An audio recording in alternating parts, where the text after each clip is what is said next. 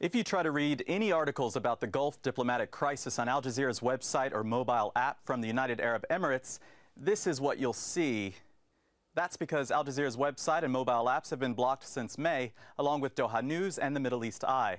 Same story in Saudi Arabia, where hotels have been told to stop making the channel available to guests or risk being fined and shut down.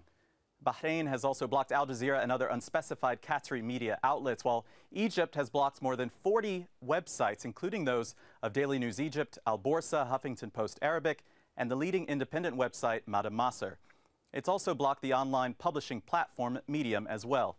The Committee to Protect Journalists has called on the Gulf Kingdoms and Egypt to unblock the sites, saying the public's right to information should not be held hostage to a diplomatic spat.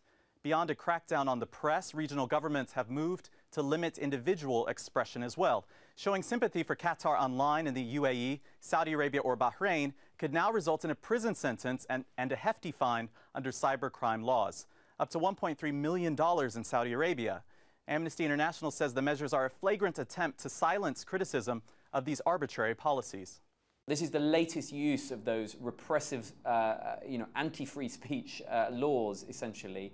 And I said again, I wouldn't take lightly these comments by all three states that were issued within a few hours of each other, saying sympathising with Qatar is will be treated as a cybercrime, will carry a prison sentence. Qatar's government has told its citizens and residents to refrain from criticizing the countries that are imposing the blockade. All members of the six-nation GCC bloc are actually required to enforce these measures under a convention for the suppression of terrorism, which they adopted in 2012. Throughout the Gulf, criticism of governments, royal families, and Islam are off limits, according to Reporters Without Borders. But now people across the region are afraid that posting content related to this dispute could lead them to prison.